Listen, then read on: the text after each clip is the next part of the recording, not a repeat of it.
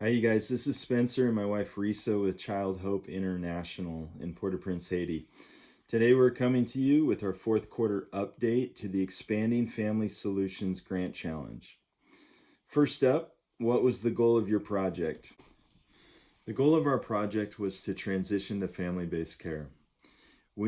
As an orphanage, we needed to increase and strengthen our social work, our family tracing, and reunifying children back to their families.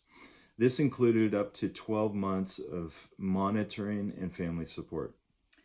Okay, so the impact we're seeing in the lives of those we serve in the project specifically would be 5 reunifications have been done.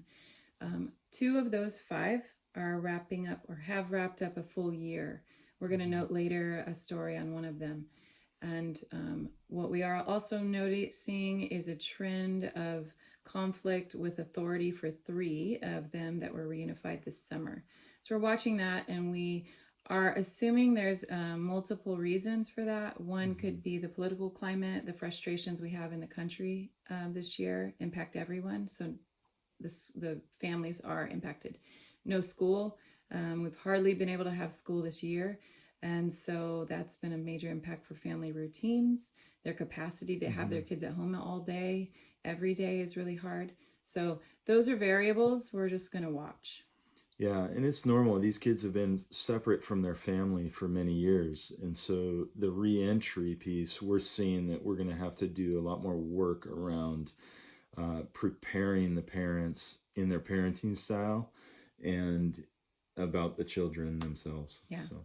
And we hope that the psychological efforts of surrounding them with counseling and preparation will be an impact as well, but it's too early to tell how that's affected them directly. Some changes and growth that we've seen within our organization has started with personnel. We've increased our social work. We hired 2 social workers and a psychologist.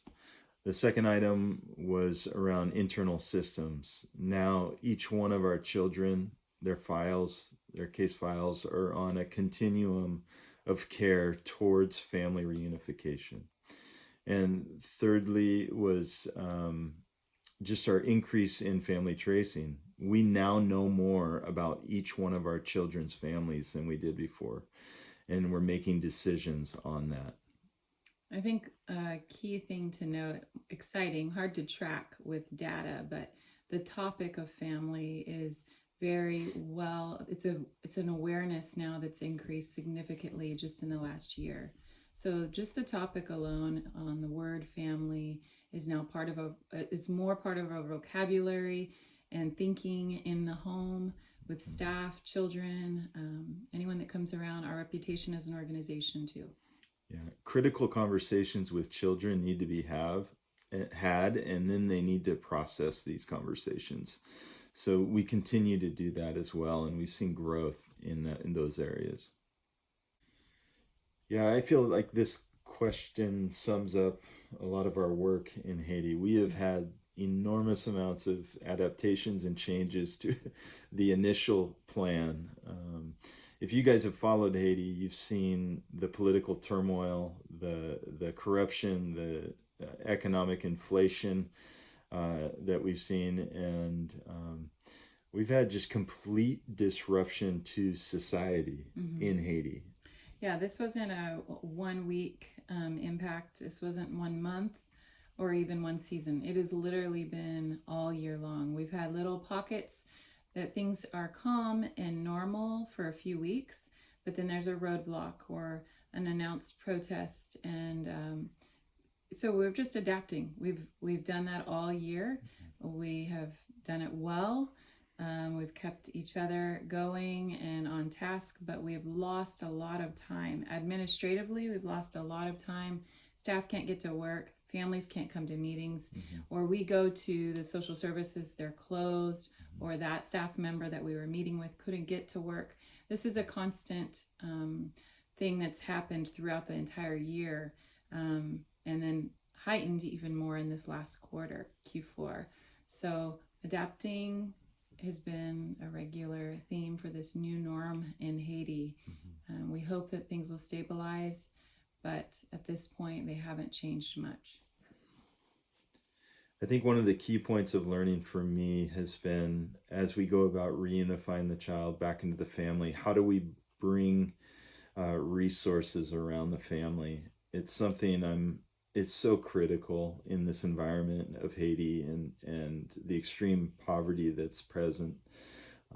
So we're constantly looking and learning about microcredit, partnering with people, um, assessing the family, what are the real needs, but how do we do that while we're still responsible for caring for kids in our homes as we transition to family-based care? It's a real challenge. So The other piece of learning for us specifically is the children in our care have been separated from family for 5+ years.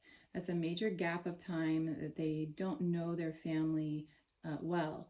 And so there might have been visits and engagement, but not close relationships. So the oldest ones have a hard time with the idea of authority outside of the institution with a new family member or with their parent or a family member. What we've learned is to increase the training for parents and children as they prepare to come back together. That does fall under the psychological needs because we have to understand attachment disorder and institutional care, trauma informed care between the family members and the child. So we've just learned we'd like to increase that more than what we have this year. yeah, there's a lot more effort that goes Yeah. into that stage of preparation. It's a major piece, and we see the result of it is super positive. So we hope that what we've learned from that we can increase as we continue this reunification process. One of the stories that brings this project to life for me is when one of our social workers found a mother and a stepfather living in a small mountain community above Port-au-Prince. They were living off the land. They didn't have a lot of income source or food generation, but we went through the process of assessing the home and their relationship. We began building relationship with the child and the parents again. They would come down and visit at the orphanage. We did some extended stays. And after about 4 months, we felt like we needed to move forward with this reunification. One of the challenges they had was obviously a source of income. It was unpredictable. Sometimes the stepfather would work, sometimes the mom would be able to sell some of the produce from their garden. But what we did was we realized we have purchasing power in this situation. We offered them a job if they were able to provide us with produce from the mountains.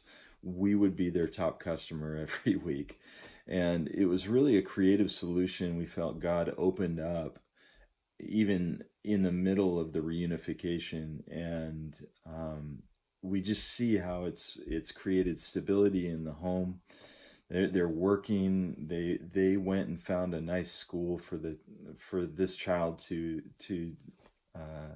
go to, and I just feel like this story never would have happened if we didn't pursue searching for this family. If we just assumed that this child was an orphan, we never would have found this mother and father. Our records said they were deceased from the orphanage. So I'm just really pleased at how this has turned out. They've completed a full year of monitoring, aftercare. They're on their own, but yet we see them. She provides produce to us every week. But we're really pleased how they're doing in this process, and we'll continue to keep tabs on them. We renew the education scholarship every year as long as she keeps or the child keeps continuing. But we wanted to highlight this because I think there's many situations where kids are in orphanages, and maybe the orphanage assumes that the parents are dead. Maybe they've been told a different story. But if you don't actually go and dig a little deeper to find family, you'll never know. So That's the story that brings this project to life for me. Currently, we have 19 children left in our care, and it is our goal to see each one of them placed in back into family. We will continue the social work, the searching out new family members, the preparing the families, trying to bring resources to the families. All of this work's going to go beyond into the new year, and we feel like there's potential, especially in Haiti, with working with other organizations to help them transition kids back into families. So we've begun a process, a discussion with Child Protection Services where we can start seeing how we can support them as they work with orphanages, and we can help model, help them make that transition to family-based care. We're still in that learning phase, and we look forward to seeing um, just what God's going to do in Haiti and globally in getting kids back, resourced back into families. Um, I just want to say thank you to CAFO. You guys have been instrumental in our growth, in our development. Thank you for the network that you offer and the resources you provide.